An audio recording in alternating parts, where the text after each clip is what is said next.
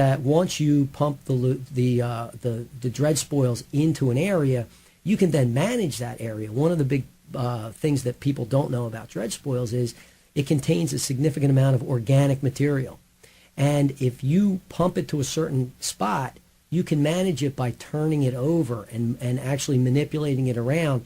And the organic material breaks down so that the dredge spoils become much less in volume. And then they can be trucked out easier and less expensive. Sort of like compost. Exactly. And then looking to get a 10-year maintenance dredging permit so that Ocean City could dredge on a routine circulating basis. Yeah. So that it doesn't go all bad at once. Would it be feasible for the city to have their own dredging equipment? I believe it would be. The city used to have a dredge years ago. They got rid of it. I'm not sure exactly why. It's been it's been quite a while since they had it. But yeah. I believe that Ocean City has enough lagoons and enough issues with it that we have to look into it in order to take care of that resource for Ocean City in the long term. And that's what I'm about, is longer term planning, not we're going to take care of it now and then we'll worry about it again in 5 years. Yeah. I don't think that that's right for the citizens of our town. No, it's not. It really isn't. And that's like you talk about the paving. I know that if you don't keep up on paving, it just gets one day. You're so far behind you can't catch up. Oh, I mean, right now it's difficult for me to get to my house. When I go over the 9th Street Bridge, I try to turn right on Bay Avenue. Bay Avenue is closed. I go down to Simpson Avenue and I go one street and it's closed again. And then I got to turn and go to Haven, and then I go down Haven Avenue, and I can go like 2 blocks, and it's a challenge to get around. And I feel terrible for some of the businesses along Bay Avenue. I mean, you have a Bongo Grill, and you have Malin Sticky Buns, and you have some businesses along there that are getting hammered over the fact that that people can't get there. Some people don't even know they're open. And that's not fair to our businesses in town. No, it's not. Well, you know what it's like to be a small business. It's tough. Let's talk to Steve in Atlantic City. What's up, Steve? Gentlemen, why can't you dump the dredge spoils in the ocean? The dredge spoils being dumped in the ocean is a problem because the DEP will not allow you to. Well, that's a short answer. Yeah, a lot of it is controlled by the DEP, and that's where all the permitting comes from. So you can't just dump it in the ocean. Pretty much it's where it came from, isn't it? Actually, no, he's taking it out of the lagoons in the bay.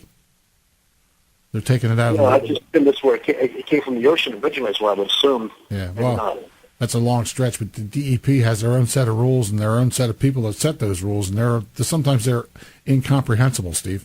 Is that stuff toxic? No, it's not toxic. No. Okay, thank you. All right, take care. Yeah, it's the DEP is just they're tough. They're an odd bunch to get along with. Well, and that's really one of the things that I like to do, and I think I'm good at, is talking to people and getting along with people.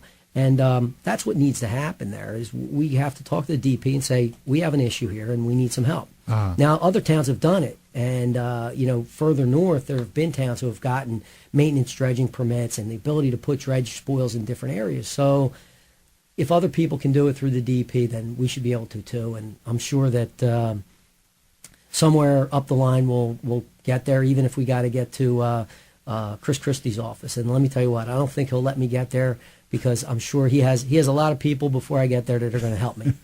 You're probably right. Well, let me ask you this about the how many people are permanent residents in Ocean City? Do you have any permanent residents? Are around 15,000 now. Registered voters, there's 8,900 registered voters coming. And what percentage of the homes in Ocean City are permanent residents? Do you have any idea? I don't know the percentage on that. No. It's one of the problems, and it's just like business owners. I dealt with business owners when I was mayor of Egg Harbor Township, and the business owners to feel as if they don't have a representation because they don't have a vote. I get that. As I've walked around, there have been a lot of people opening up their houses for the spring, in the springtime, and they've said that to me over and over. We're non-resident taxpayers. We pay our taxes, but we don't get a vote. And a lot of people ask the question of, why can't I just vote on local things here? Yeah.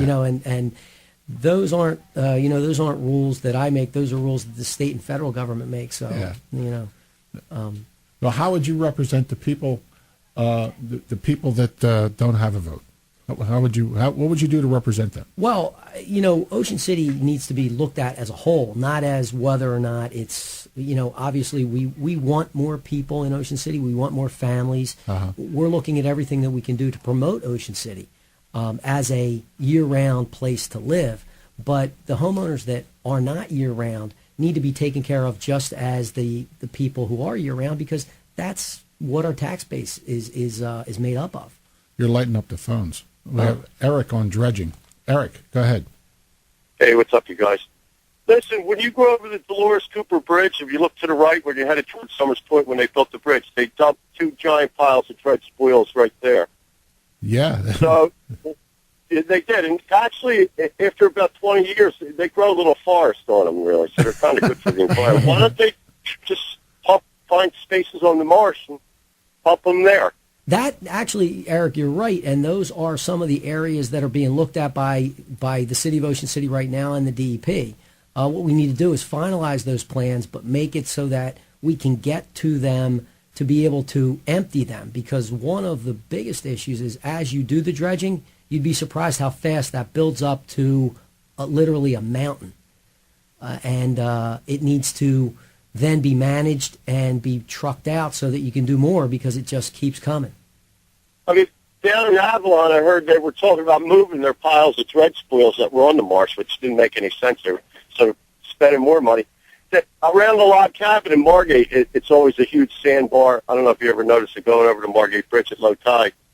And they wouldn't let them dredge that because they said there were clams in it. Yeah, and there's always issues with regard to time of year with dredging. So sometimes at certain times of year, they will not let you dredge in certain areas. Well, my argument with that was, why don't they let the clammers go get the clams out of there and then dredge the thing? Well, that might be too simple. That's too simple. I mean, What are you, troublemaker? But I know a guy who hit a sandbar, was driving with his brother years ago. He ended up killing his own brother on a boat. His brother hit his head real hard. They slammed into a sandbar, and, God rest his soul, he ended up killing his own brother. So these sandbars are dangerous. Yes, they are. Yes, they are, Eric. So, all right, Eric. anyway, thanks. take care, guys. Take care. All right, we have Joe from Galloway. He wants to talk about dredging, too, and then we need to take a break. Go ahead, Joe. Hey, Bob, a great show. Nice guest. Why not use the dredging spoils for cover on the landfill? Ah, that's an idea. Haul it out to the landfill and use it instead of buying gravel. That sounds like a great idea to me, Joe. I like that idea. Or just pump it out in the ocean where it belongs and tell the DEP, don't ask them. Just say this is what we're doing with it. Because the DEP has become so impossible on everything that, how did we lose control? What happened to by the people, for the people? The people want dredging. We want to get rid of sandbars. We need to use the canals. Yet you have the DEP all the time being a pain about everything. And at some point, we need to abolish some of this. I think Thank you're right. you. Great gift. Thanks, See you, Joe. Bob. Thank you. All right, we're with Ed Price. He's running for mayor of Ocean City, and we need to take a break. And we come back, I want to know why you haven't paid the city. Why the Housing Authority hasn't paid the city. Oh, okay. I've heard that you guys just aren't writing the check, so we'll find out why when we come back.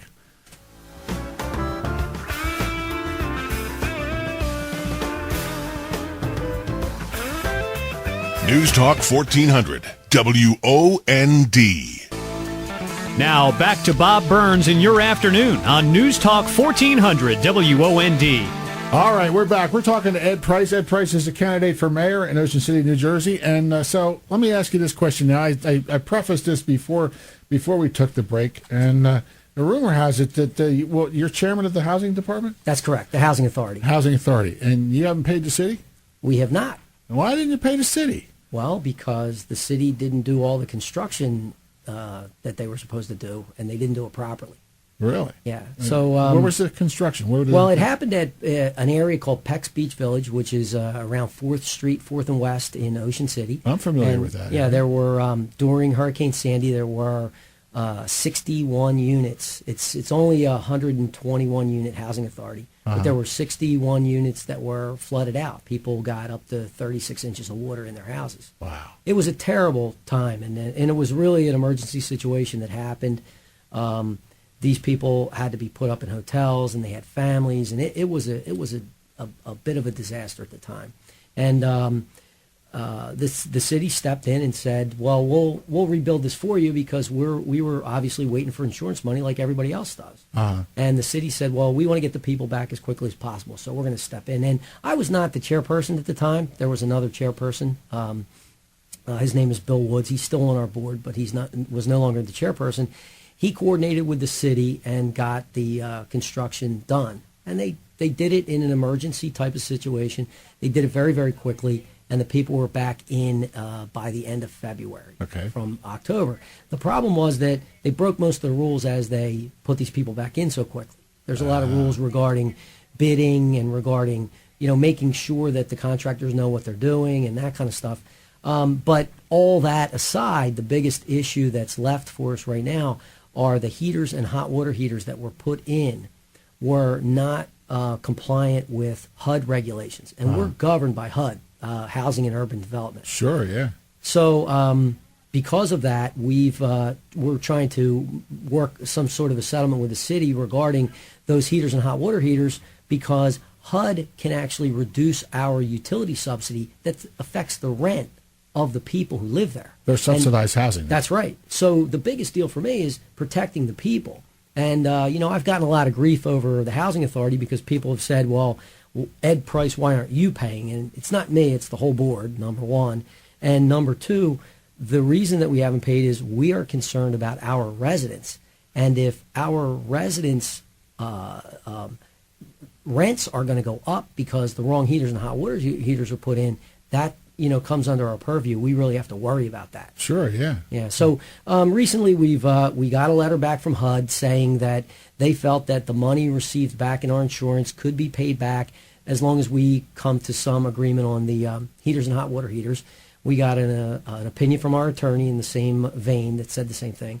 And we met with the city, and we're waiting for the city to get back to us regarding the heaters and hot water heaters. Well, they have to replace them they'll have to, right? Well, that's kind of where we're at right now is trying to decide what really needs to get done there because they're, it's going to be expensive to replace them.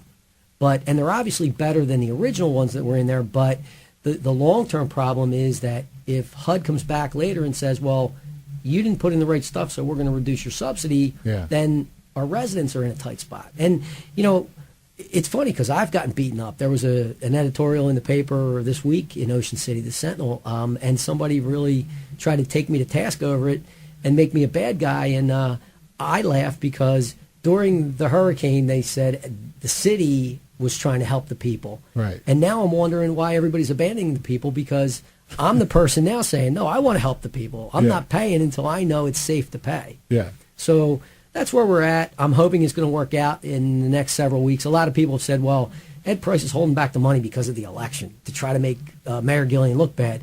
When meanwhile, Mayor Gillian keeps putting it in the paper, and I do look bad anyway. So, what's the big deal here? All right. Let's talk to Carl in Egg Harbor Township who has a question about the school board. Oh. Hey, Go ahead, Carl.